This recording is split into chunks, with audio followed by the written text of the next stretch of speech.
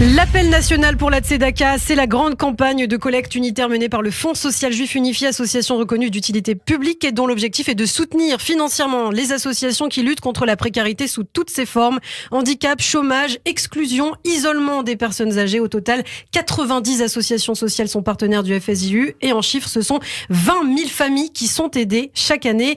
La grande soirée de la solidarité, par ailleurs, avait lieu justement cette semaine, lundi 13 décembre dernier. Et pour parler du bilan de cette campagne, d'aborder tous les combats autour de la Tzedaka, nous accueillons le président de l'appel national pour la Tzedaka, Aryeh Flack. Bonjour. Bonjour Ilana. Et ravi de vous accueillir aujourd'hui en studio. Alors avant d'aborder justement plus en détail ces combats qui ont animé cette campagne pendant plusieurs semaines et qui se poursuivront bien après, puisque c'est important de le dire aussi, une première question, quel est le bilan que vous en faites ? Est-ce que vous êtes satisfait, entre guillemets, de l'objectif que vous vous étiez fixé cette année pendant la campagne ? Alors, je suis très satisfait de la mobilisation qu'il y a eu lieu cette année autour de la Tzedaka. Parce qu'en fait, on abordait cette campagne un peu sans repère. Ouais. L'an passé, nous avions dû faire une campagne 100% virtuelle, dans la mesure où la pandémie et les contraintes sanitaires nous avaient obligés en fait à basculer on avait fait le basculement numérique de la Tzedaka, et cette année, en fait, on renouait avec nos donateurs. Donc, il a fallu aller les voir, les convaincre, leur expliquer ce que nous avions fait et ce qu'avaient fait les associations fédérées par la Tzedaka pendant les 18 mois passés. Ouais. Et ils ont été au rendez-vous. Ils ont été au rendez-vous en termes de nombre. On a plus de donateurs. En nombre de donateurs, on les suit en fait chaque semaine, hein. Et donc on voit que au 15 décembre, on a plus de donateurs que l'an passé à la même époque, et déjà en 2020, nous avions plus de donateurs. Donc c'est des signaux très intéressants. Les donateurs donnent plus en moyenne, donc le don moyen a également augmenté, et donc je pense que on peut tirer un bilan satisfaisant. Alors il nous manque encore un certain nombre de donateurs si on veut arriver à retrouver l'objectif initial. Hein, exactement. Hein. Je vous rappelle, on avait plus de 12 000 donateurs en 2020. Et ce chiffre n'est pas anodin. Hein. Je vous donnais quelques chiffres en fait sur la Tzedaka parce que c'est assez intéressant. C'est 90 associations du monde social, médico-social et éducatif qui correspondent à environ 4 000 travailleurs sociaux. Donc en fait, on a 4 000 travailleurs sociaux qui dépendent en partie du financement des donateurs de la Tzedaka, et ces 4000 travailleurs sociaux vont finalement apporter un soutien, sous différentes formes, à 20 000 familles. Mmh. Oui, que ce soit éducateur spécialisé, assistante sociale, etc. Exactement. Donc je regroupe en fait sous un même chapeau l'ensemble des professions qui vont intervenir. Si vous regardez ces chiffres, vous vous rendez compte que les 12 000 donateurs de la Tzedaka, les plus de 20 000 bénéficiaires, on est à peu près à 35-40 000 personnes, c'est presque 10% du judaïsme français qui se retrouvent autour de cette campagne, que ce soit en tant que donateur ou en tant que bénéficiaire. Et l'autre point, c'est que moi, je ne veux pas faire de différence. En fait, il n'y a pas deux pôles différents entre les donateurs et les bénéficiaires. C'est ce que j'ai expliqué tout au long de cette campagne. On peut avoir été bénéficiaire un jour et être donateur plus tard, dans sa vie personnelle, ou alors ses enfants, ou ses petits-enfants. On peut être aujourd'hui donateur et avoir besoin des services. Tout le monde peut être touché par la précarité, c'est aussi le message que vous souhaitez porter. Et d'ailleurs, cette année, je crois que le profil des demandeurs a beaucoup évolué aussi. Hein. Oui, on peut être touché par la précarité, mais il faut bien comprendre que la Tzedaka, c'est la précarité, mais ça va bien au-delà de cela. Car les violences conjugales ne touchent pas que les plus précaires. Le handicap ne touche pas que les plus précaires. La maladie, et en particulier les maladies liées à la dépendance des personnes âgées, que ce soit l'Alzheimer ou les autres affections, ne touche pas que les plus précaires. Et donc il faut bien comprendre que ce réseau, ce tissu, ce filet de sécurité que nos aînés ont construit et dont nous sommes héritiers, qui est assez unique, et notre propriété commune, c'est l'intérêt général finalement du judaïsme français qui est en jeu. Et ce filet de sécurité, il est là pour apporter son soutien de manière privilégiée vers les populations juives qui se tournent vers ce filet de sécurité, mais il est également ouvert à tous. Et il faut bien comprendre ça. Et je vais vous donner un exemple, parce que souvent on a du mal à comprendre finalement une association juive, ça s'occupe que des juifs, ça s'occupe pas que des juifs. Qu'est-ce que ça fait ? Je vais donner l'exemple d'une maison d'enfants. On va prendre un exemple d'une maison d'enfants. Eh bien, une maison d'enfants, si on y mange cachère, si elle respecte les règles de la cacheroute, elle va pouvoir accueillir tout le monde, y compris des enfants juifs, si on n'y respecte pas les règles de la cache-route, eh bien, un enfant qui va être issu d'une famille juive orthodoxe ou respectueuse des contraintes, des lois de la cache-route, ne va tout simplement pas pouvoir y être accueilli. Un centre pour personnes âgées Alzheimer, un centre d'accueil de jour Alzheimer, eh bien, c'est un centre qui va soigner des personnes en travaillant sur leur mémoire, sur leurs souvenirs. Et on peut mieux soigner en travaillant sur l'identité. Bien sûr. Donc en étant dans des familles qui ont vécu la même chose, etc. Exactement. Et donc le centre d'accueil de jour, par exemple, je cite celui-là parce que je m'y suis rendu à plusieurs reprises, je le connais bien, de la rue du Pont-aux-Choux qu'opère Lozé. C'est un centre d'accueil de jour qui se tourne en priorité vers les personnes qui ont vécu soit en Europe pendant la Shoah, soit en Afrique du Nord pendant les années de guerre.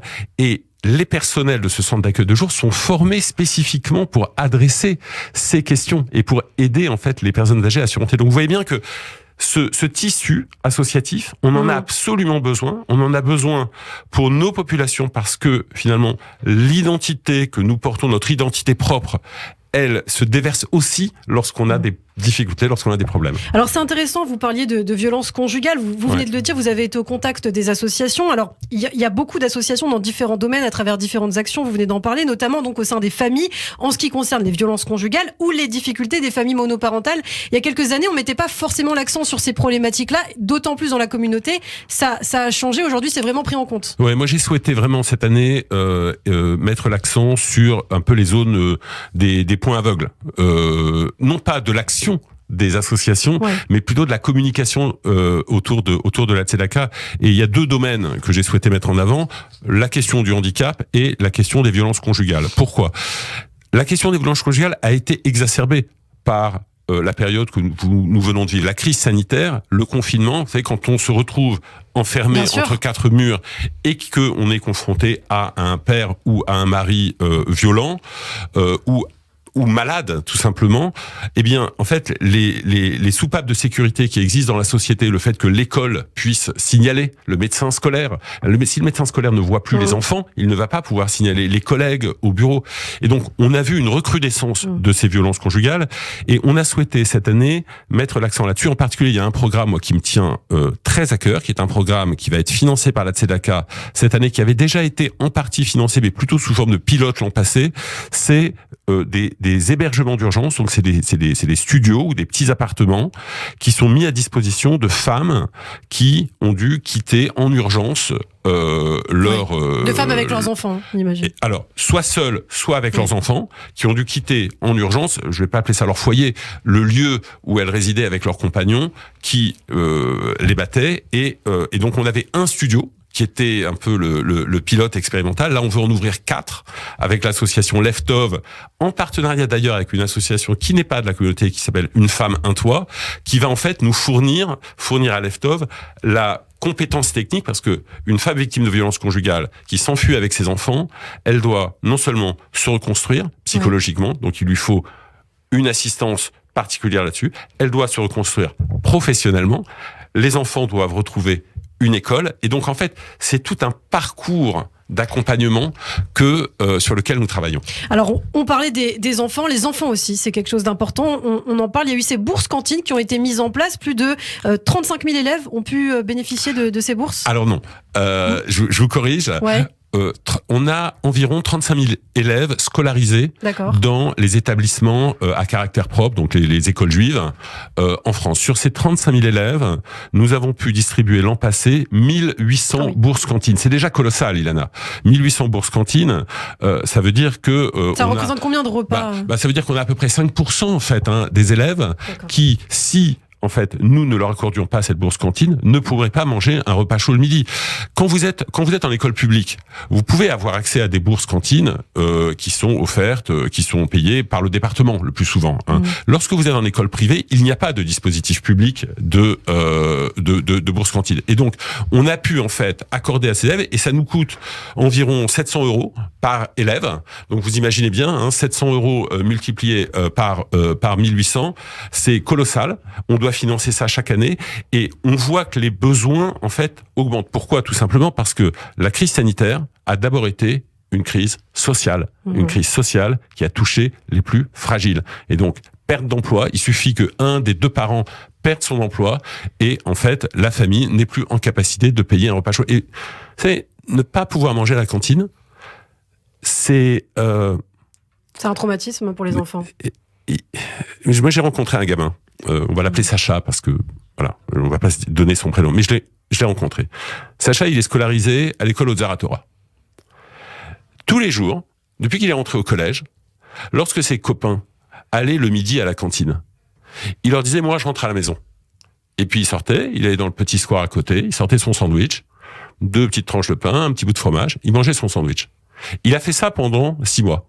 Au bout de 6 mois, il y a un de ses camarades qui l'a vu et qui a signalé sa situation. Depuis la rentrée, Sacha, il bénéficie. Ses parents, vous savez, ses parents l'aiment, ses parents avaient un peu honte de signaler leur situation. Ils voulaient pas le dire, donc voilà, il préparait le petit sandwich, il allait dans le square.